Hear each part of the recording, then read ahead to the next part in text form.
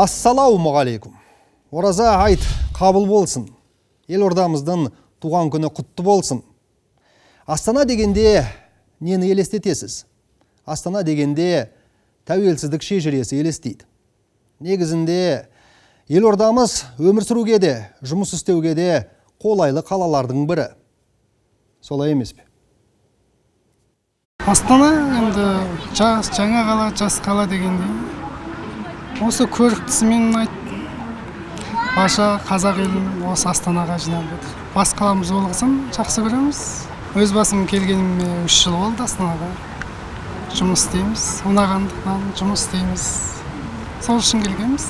Басқа қаласынан салыстырғанда бәр жағынан да ыңғайлы негізі. Астана қаласын енді жас қала дейді. Мінекей жастарға пана болып, сол балаларым осы жаққа келгеннен кейін мінекей дәм татып осы жаққа келіп қалдым. Ел аузында, шет елдерде де жүр. Астананы сондай мақтайды. Айтарлықтай екен. Сондай көңілім толып қыдырып жүрмін. Астанада мен оқып жүрмін. Мен Евразия ұлттық университетінің 2-ші курс докторантымын. Астанаға осы оқуменен келдім. Ары қарай осы ғылыми жұмыстарын жалғастыру үшін.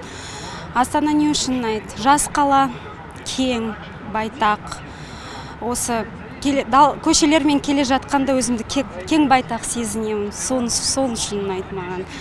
Одан кейін жаңа қала, инновациялық, одан кейін инфраструктурасы, барлық құрылыстары жақсы, бір әдемі неде жасалынған стильде. Сол үшін ұнатамын Астананы. Астана қазақ тарихындағы ең сәтті жүзеге асырылған жобаның бірі десек қателеспейміз. Астана құрылысы барша халықтың бүкіл мемлекеттік іске айналды.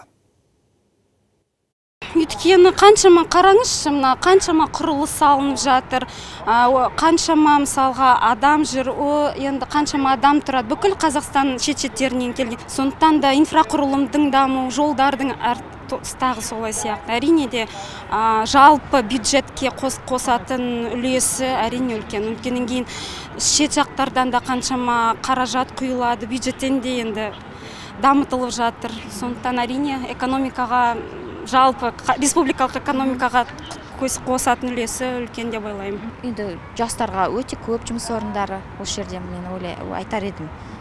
Жаңадан ашылып жатқан кәсіпорындар бар шығар. Енді әркім өздері ашып жатқан болар.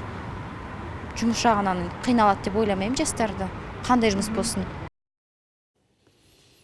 Елорда құрылған күннен бері тартылған инвестиция көлемі 6 триллион теңгеден асып жығылады дейді экономист мамандар.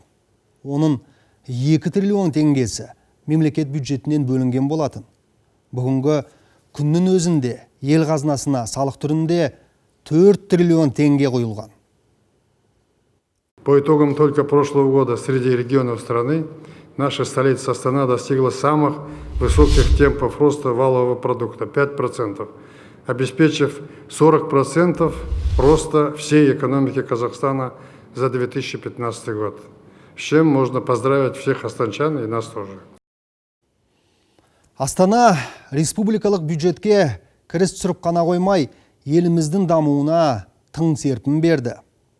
Негізінде Астана арқылы жаһанға жаңа Қазақстанды аштық. Барлық жағынан да үлгі алуға болады Астанадан. Өзіме ұнайды осы Астана қаласы. Иә, әрине. Менің тілегім осы Астанадай бізде бірнеше 5-6 қала болса ғой деп армандаймын өз басым. Тек қана Алматы, Астана ғана емес, басқа да қалалар. Солтүстікте де, батыста да, шығыста да, әр жерінде. Тек қана бір ғана орын ғана болмаса, бірнеше осындай Астана. Енді міне мысал бар ғой, жақсы позитивті мысал, осындай сияқты.